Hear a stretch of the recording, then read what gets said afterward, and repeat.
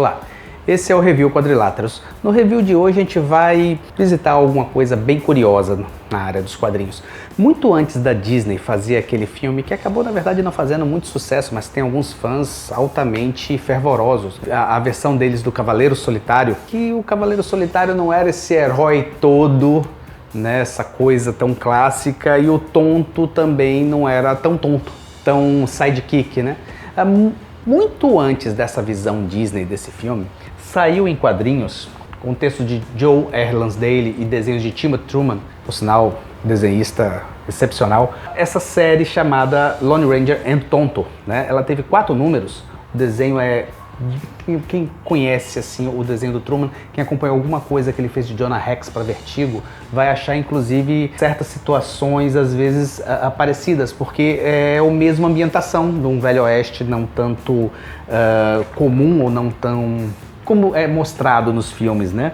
A história, ela parte da premissa do seguinte: tanto o Lone Ranger quanto o Tonto, eles têm uma parceria em que o Lone Ranger foi o insensado, né? As histórias que saíam nas Dime Novels, né, era sobre ele, aquela coisa do Silver, e ele dizia, o Silver era a criação do pessoal que fazia os livrinhos para vender, e que ele meio que se deixou levar por essa situação, né? Ele, como dizem, né, ele se acha, literalmente. Isso acaba comprometendo a eficácia deles agirem em dupla. Então até faz eles inclusive se separarem. E é interessante que certos detalhes na história, inclusive um Ronald Reagan aqui fora de época, certos detalhes da história, eles são bem parecidos assim com algumas coisas do filme. Por exemplo, o cavalo do Lone Ranger, ele não atende quando ele assovia, né? Ele não vem. O do Tonto, sim.